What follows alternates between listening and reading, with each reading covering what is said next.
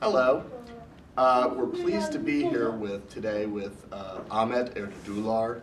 Ahmet is one of the world's great vocalists of the Ottoman music tradition, and we're very lucky since 2008 he's been resident here in New York City. And so we welcome Ahmet Erdogdular. So Ahmet, I just wanted to, it's a real thrill to have you here.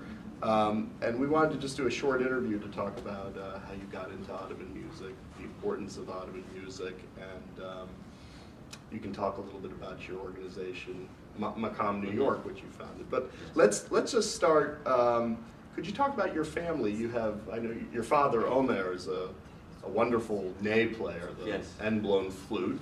But were there any other family members involved in music? Yes, in your family? I come from music family.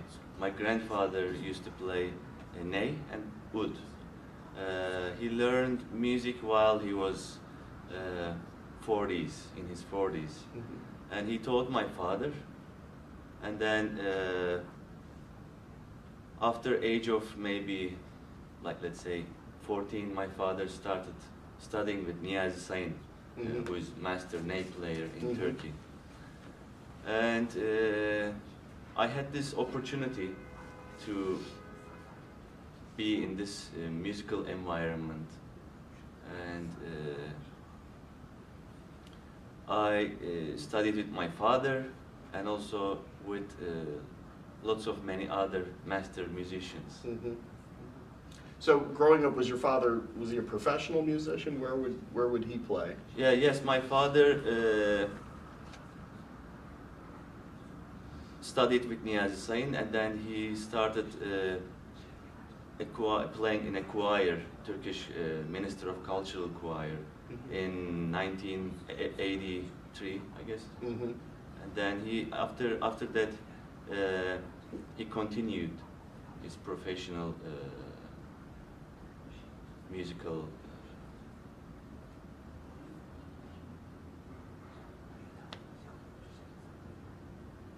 His musical Wow.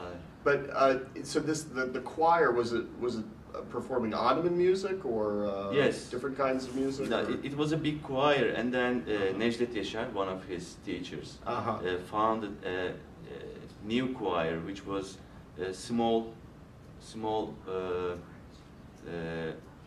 group.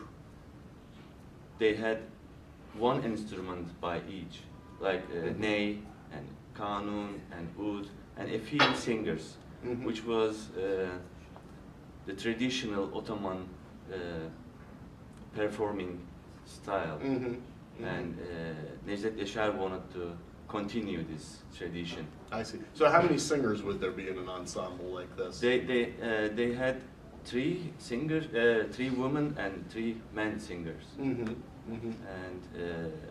as I said, they had tambur, oud, kanun, all classical Turkish instruments, but not too many.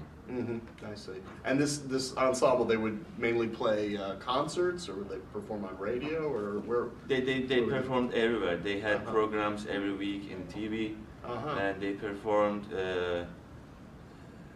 concerts in Istanbul. They traveled around Europe. Yes, they performed everywhere actually. And this was still, my father continues this work, and it's a cultural Minister of Cultural Choir in Istanbul. I see.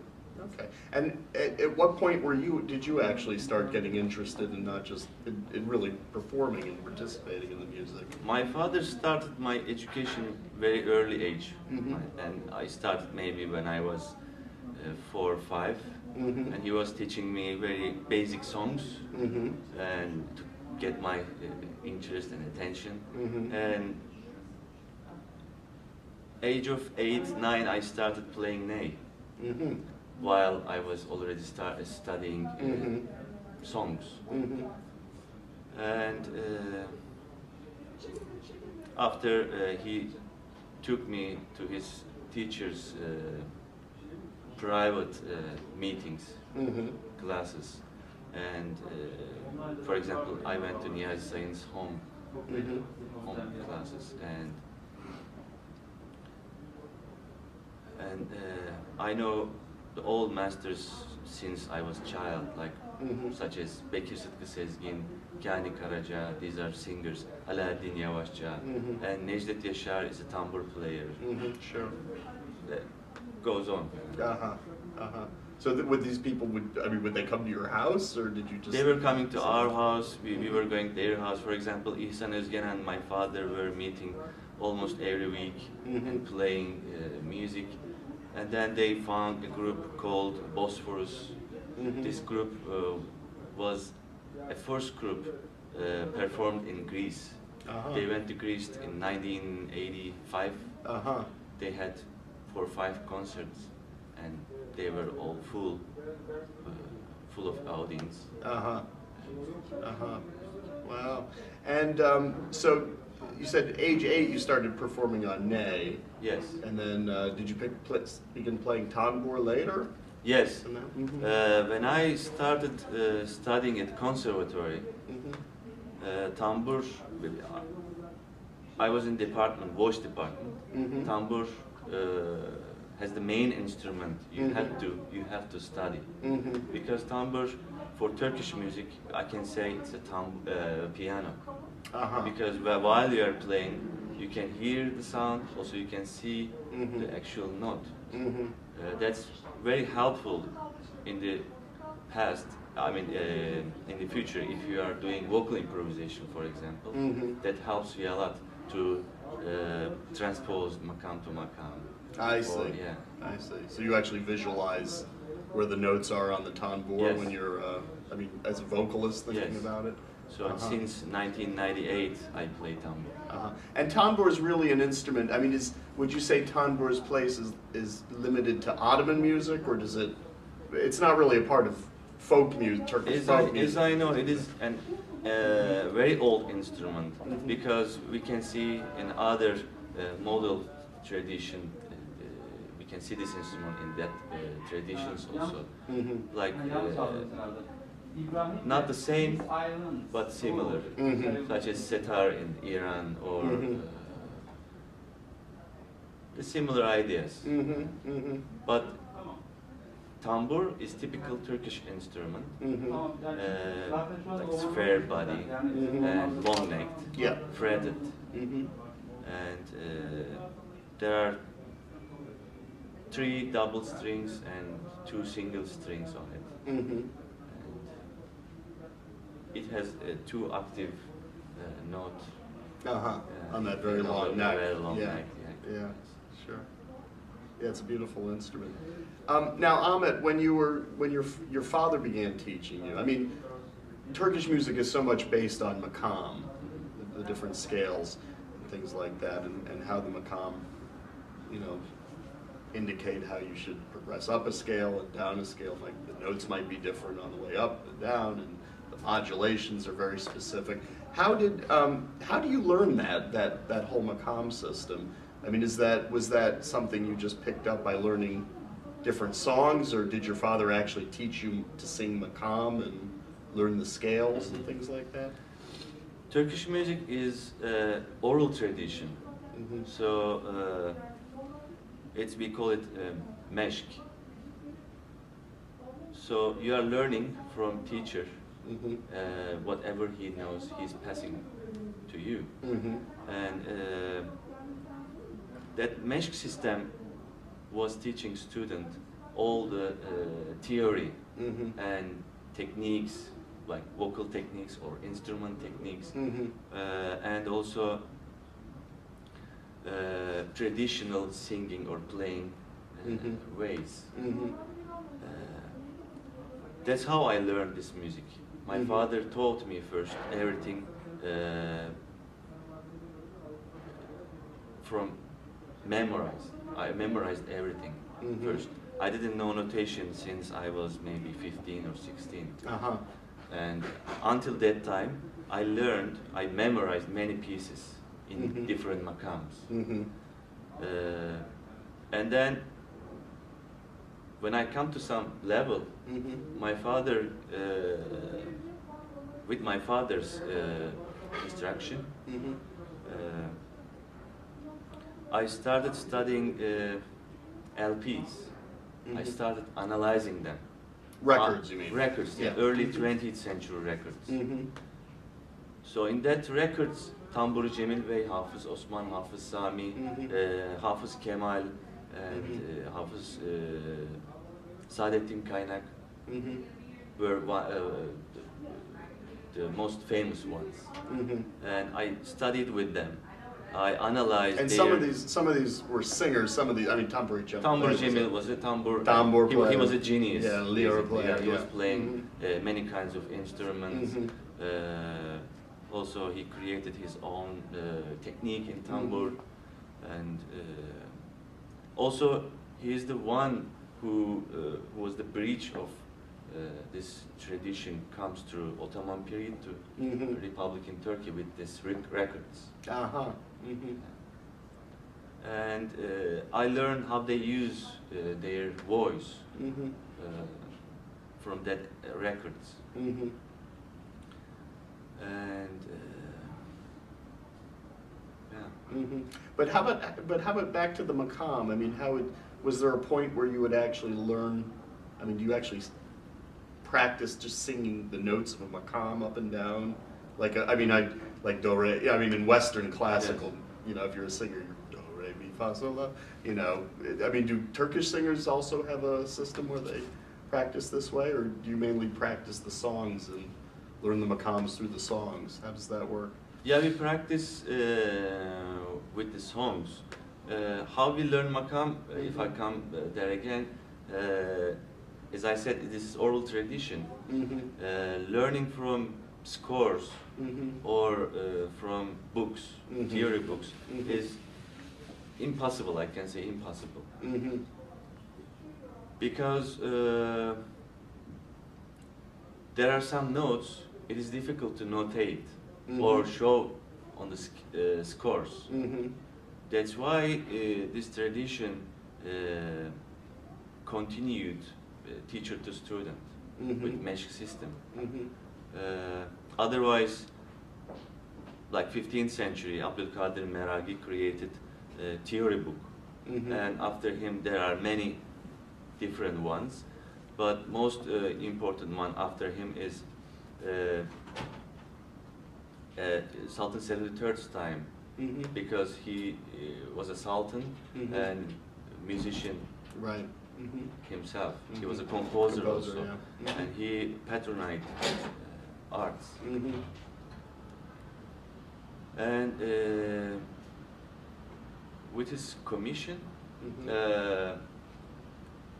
they created many notation systems, but they chose two of them. One was Hamparsum notation system. Another one was Ebced, we call it Ebced, with the Arabic script.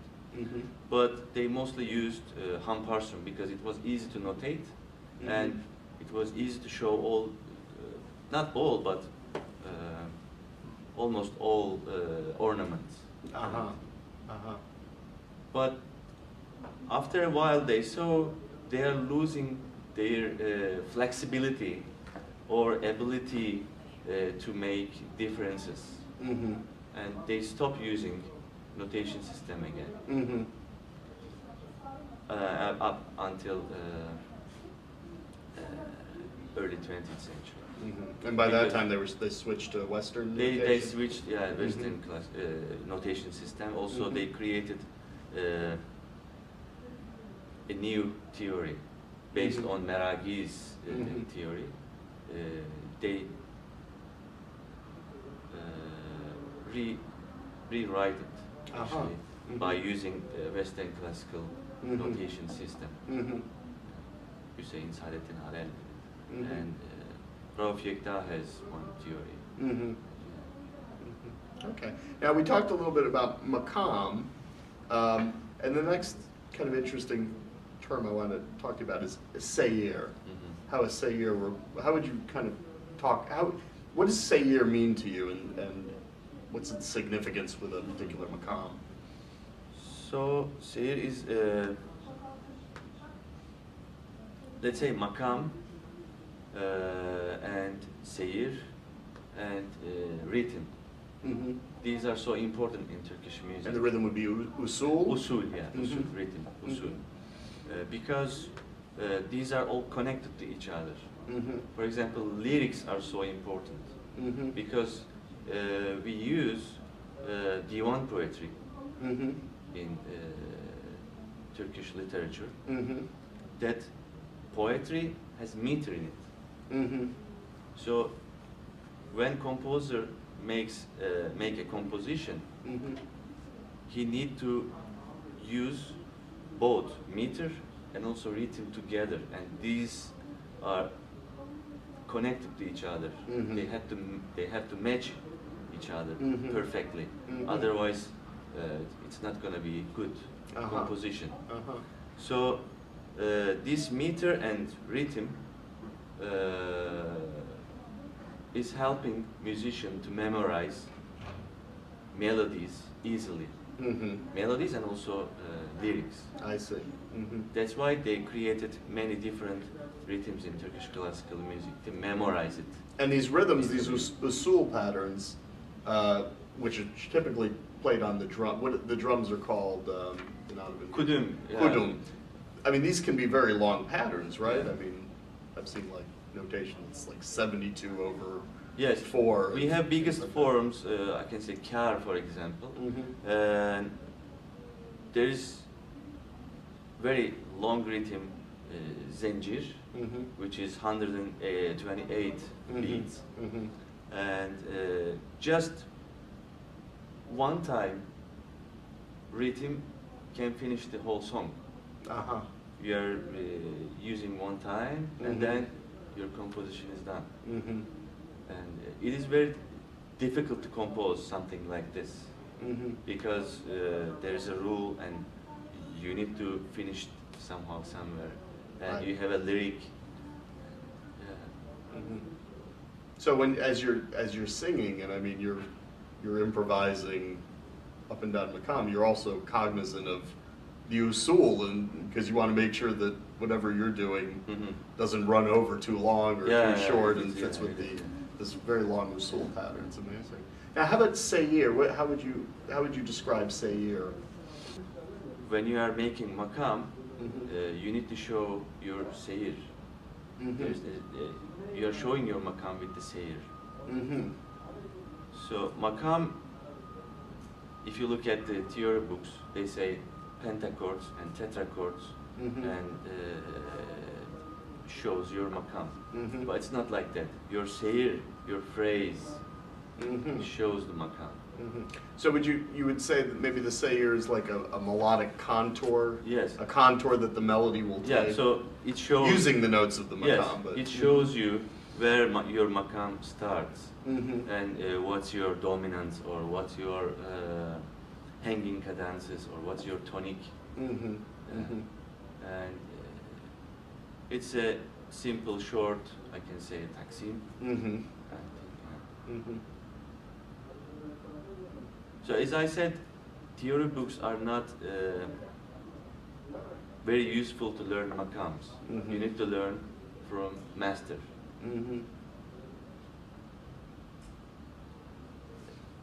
Even if you have a recording from past, again you need to have an instructor who will show you what that guy did in his taksim, for example, how he used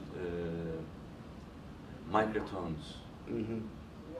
Microtones are very small, like microtonal sounds. It's very difficult to hear by ear. But if you have an instructor, then he can or she can show you that traditional ways to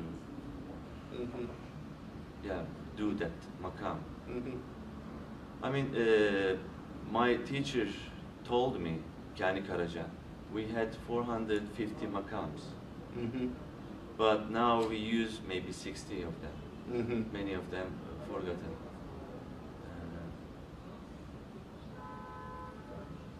Yes. So, I mean, I guess to really appreciate a composition of Ottoman music, you have to appreciate sort of the relationship between the makam, the seir, this longer progression of the melody through the notes of the makam, the usul, which is the rhythm pattern, and how that interfaces with the lyrics. And then there's, of course, what you do as the singer, how you're, using all these, but also adding improvisatory notions to this. And, so it's a very complicated system to bring all these together in a really interesting way. Yeah, as all other model tradition, Turkish music is complicated also. If you don't have an instructor. Because while you are alone, there are many things you're not realizing while you are practicing. So I was talking to my teacher Niyazi Sain the other day, and he told me, you can play ney, because he's a ney player, you can play ney 10 hours a day. But if you don't know what to do, that doesn't help you to improve your level. Right. That's very true. Right. Now, historically, Ottoman music would be performed different sort of pieces and then taksim improvisations within a wider, like a suite of music, really called. Is it called Fasıl. a fasıl? Fasıl, yeah. Okay. So, could you describe what a fasıl, what the components of a fasıl is? So traditional classical Ottoman fasıl were made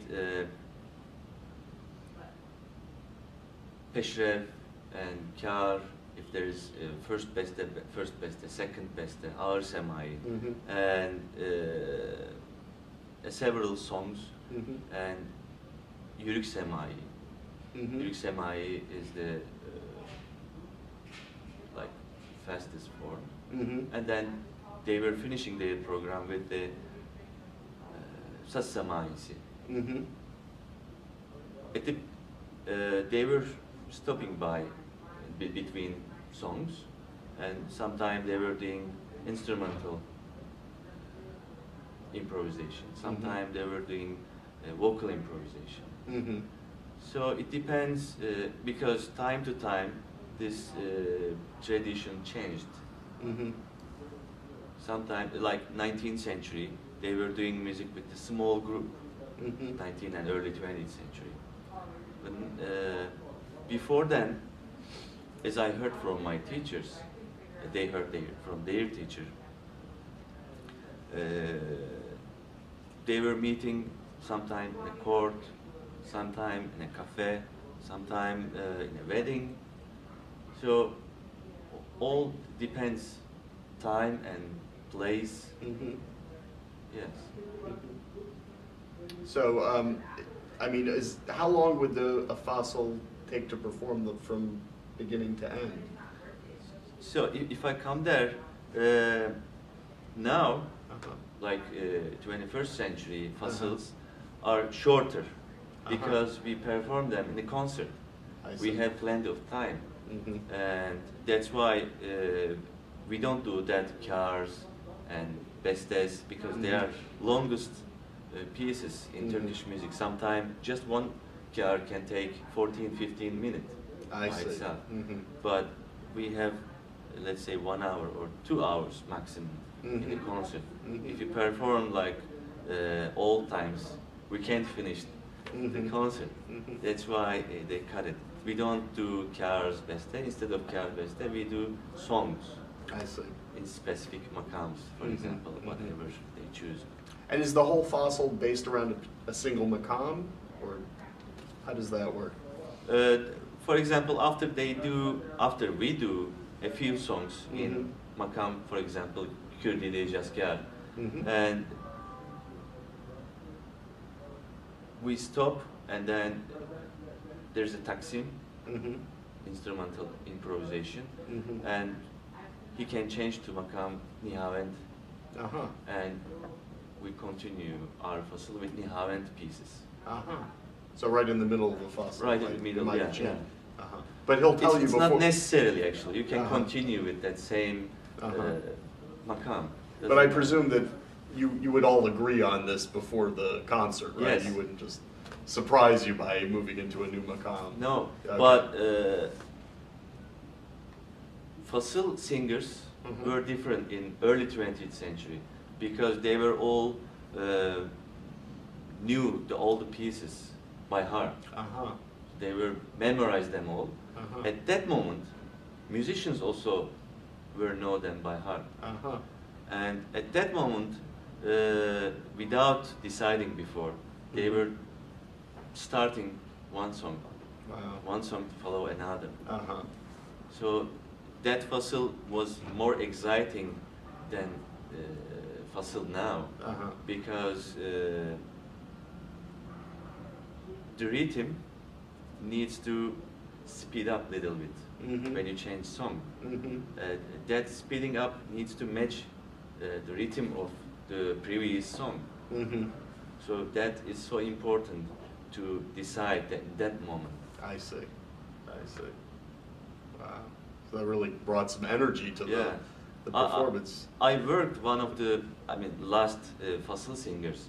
I studied with him. Uh-huh. His name is Nurettin Çelik. Mhm. He's still alive. He works in Turkey University Choir. Mhm. Yes. Hmm. Well, and when you're putting together a fossil for a concert, Mhm. are there sort of standard fossils, like if we perform this fossil in Hijaz, it's always we use this besta or you say this song, or are you just kind of picking your own songs that you would use at different places in the fossil? Is there sort of tradition of when you play this a Mhm. fossil in this Mhm. maqam, you do this song and then this song and this song and this, or are you picking your own in each component of the fossil? I am picking my own compositions. I don't have like fixed program for I fossil. see. Mhm. I don't. Because when I was child, as I told you, my father taught me many pieces. Mhm. I know them by heart. Mhm. So sometime one day I was memorizing 2 songs, Mhm. and that gave me flexibility to choose my own repertoire. Mhm. So also that gave me an opportunity to learn maqams much better, Mhm. because learning maqam, you need to know many pieces in that maqam. Mhm. For example, X composer started his composition from dominant, 5th, for Mhm. example, but other ones started from 6th. Uh-huh. So that gives you an idea or flexibility to make maqams or to learn maqams. Mhm. Mhm. For example, that's why Tamburi Cemil Bey is so important in Turkish music. Mhm. He always try to find different ways to expose himself or show Mhm. himself Mhm. in maqams. Mhm. Mm. Could you talk about, other than Tamburi Cemil Bey, who were some of the other important composers and musicians of Ottoman music? Meragi is one of the best composers in Turkish music. We have 45 pieces from him now. And when did he we live? perform it. He lived in 15th century, Mm. and he created a theory book, Mhm. and he wrote several books about music. Mhm. And second one is, I can say, Itri. There are many, but Mhm. these are most important ones. Mhm. Itri, Hurrizade Mustafa Itri. Mhm. He comes from Mevlevi Lodge, Uh-huh. and he served, he So a composed, Sufi dervish. yeah, Sufi lodge. dervish, Mhm. and he composed many pieces for Mevlevi ceremony. Uh-huh. And that's the ayin? That's the ayin, yeah. Mhm. And besides that, he composed also non-religion music also, Mhm. Mhm. like songs and Mhm. others. And after him, I can say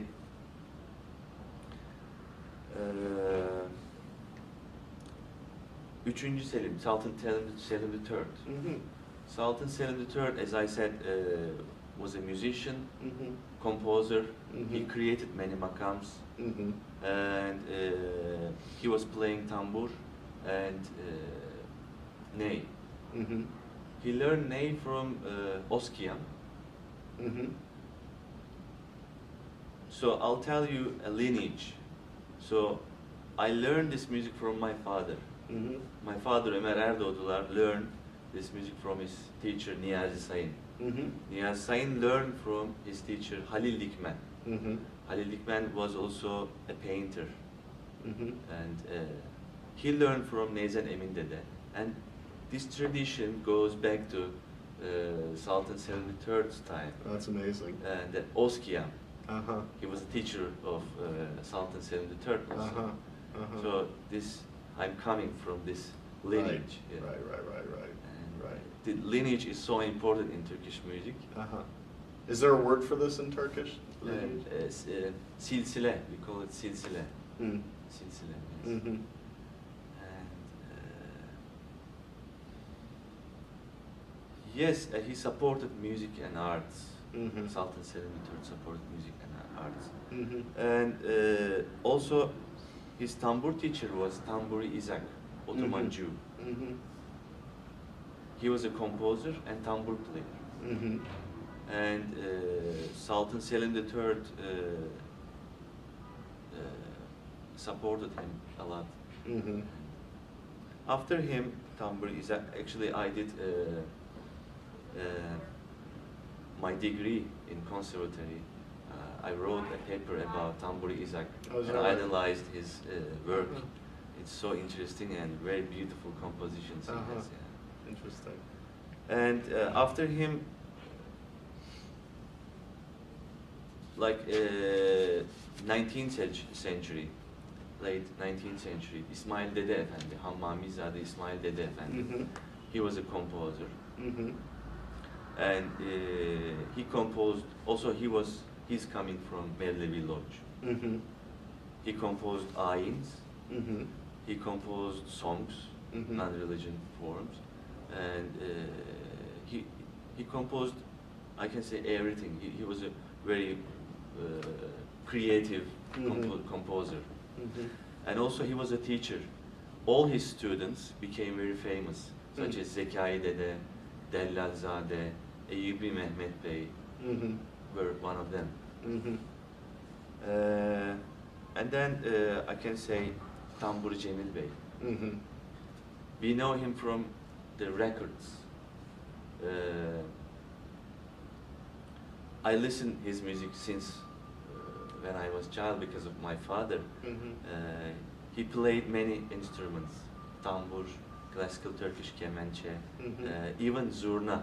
Zurna is usually played in weddings. Yeah.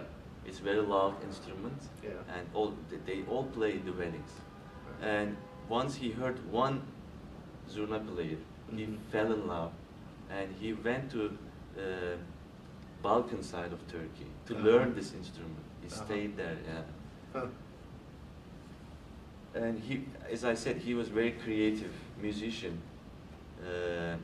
He created his own technique in tambur, for Mhm. example. Mhm. Before they were using less plaque, but more melodies. Mm-hmm.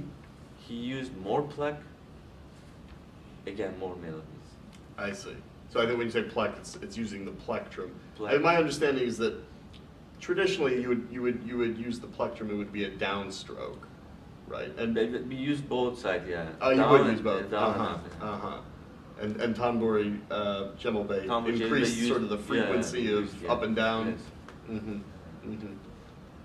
And then Tamburi Cemil, Hafız Sami, Hafız Kemal, Hafız Osman, Mhm. and then my father's student, the teacher's generation, Niyazi Sayın, Necdet Yaşar, Mhm. İhsan Özgen, Mm-hmm. they also followed Tamburi Cemil's path. Mm-hmm. They followed his musical path, and they try to teach this tradition. Mm-hmm. Because there is a 2-year gap between Ottoman and Turkish time. Uh-huh. 2 year this music banned in Turkey. Uh-huh. No one could do music in I Turkey. see. Mm-hmm. But they try to teach more people. Mm-hmm. Even in my childhood, my father was teaching, and he had maybe 15 students. Mm-hmm. But now he has hundreds of students, not in Turkey, in Greece, for example. Mm-hmm. He teaches at Vienna. Mm-hmm. He comes to New York. Mm-hmm. You know, we have organization Makam New York. We organize annual Turkish Music Institute workshop in New York last year, and the year before he came to teach also. Mm-hmm. Not just Turkish people, Mm-hmm. from Australia to, like I can say, everywhere. Amazing, yeah. Yeah, it's wonderful. Well, could you talk a little bit, what's the Ottoman music scene like in Turkey today? I mean, are young people interested in it, or is there sort of a revival of interest in Ottoman music, or is it? It is, how yeah. would you say? Every day it's increasing Mhm. interest in Turkey, Mhm. especially young generation. Mm. I see this from my concerts. When I go to Turkey for a concert, it's full of young people. Mm. There are a few people like me try to continue traditional singing way, Ottoman Mhm. singing way, Mhm. and these young people try to learn how I practiced Mhm. and how I analyze them, Mhm. what I used for singing, Mhm. what technique, what Mhm. techniques I'm using. Mhm. So yeah, it's very Mhm. exciting. That's great. So Ahmet, what brought you to New York City, which is not known as a hotbed of Ottoman music, really? So. In 2008 I came to United States, and I was working in a project. I was a visiting scholar at Columbia University. Uh-huh. Then from City University of New York at the musicology department, I got an invitation, and I worked there as a visiting scholar again Mhm. for my project. Mhm. Then I saw interest of learning Turkish classical music. Mhm. Then I decided to found an organization. Mhm. That's why I found Makam New York Mhm. to promote Turkish music, Mhm. art, and with it we are doing concerts, exhibitions, seminars, and last year on May we started Turkish Music Institute workshop, Mhm. and we are going to do our next workshop on April 5 to 9, Mhm. very intensive. Mhm. So for that we are bringing musicians from Turkey, from Mhm. Greece. Mhm. So And you're bringing Ross Daly. Ross Daly is who's- coming. Who's actually an Irishman who became so interested in, Yes. in well, not only Turkish music, but Greek music, Cretan music. Yes. And you've been teaching at Ross's program, Labyrinth. Labyrinth, yeah, Uh-huh. Labyrinth. He found Labyrinth many years ago. Uh-huh. Then in Hudetsi, Mhm. Crete Island, Hudetsi, he found a Labyrinth musical workshop place, Mhm. and I go there many years. I teach there winter and summer seminars. Mhm. So my students are coming all over the world. Mhm. Last summer I was there for a week. I had students from Israel, from Austria, from Canada, from Mhm. all over the world. Mhm. I'm so excited about it. Mhm. Yeah. Mhm. I mean, I like teaching. I Mhm. like sharing my knowledge because my father shared everything he knows with me, Mhm. and I wanted to share these things also, because there are several people knows this tradition now in Turkey. It is so important. Sure, sure. Well, it's such a wonderful opportunity to have you here in New York City, and we're really excited about Macam, New York, and all these wonderful activities that you're bringing here. So I think it could be a really important time for Ottoman music here on this side of the world, which is a wonderful. Yeah, I would like to thank you and Ethel also for continuous support. Great. Great. Thank you very much. Thank you. Ahmet Erdogdular, thank you very much. I would like to show you connections between rhythm and melodies with one simple rhythm. Rhythm is Sofyan. Beats are like this. Dü, te, ke. This is 4/4. Dü, te, ke. Right hand is showing us stronger times, stronger beats, and left hand shows us weak beats. So 1, 2, 3, 4. Dağlar ile taşlar ile. Again, dağlar ile taşlar ile.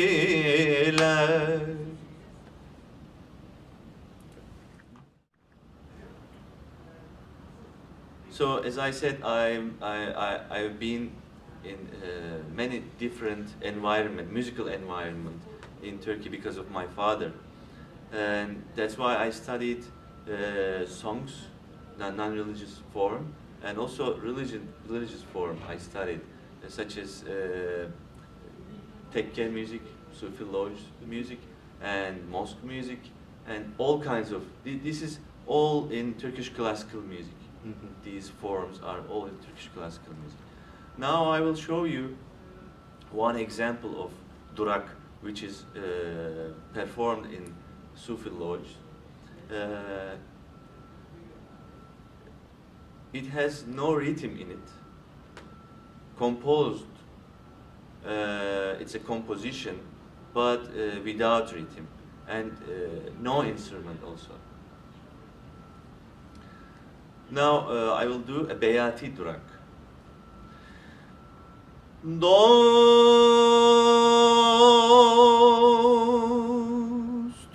bülbüli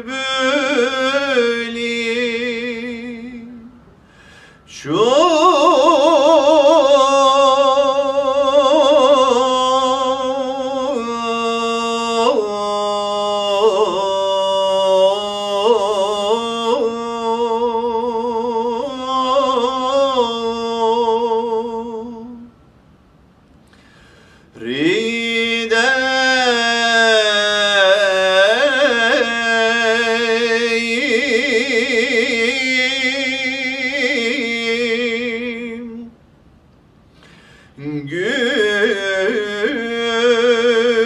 gülden nasibim var.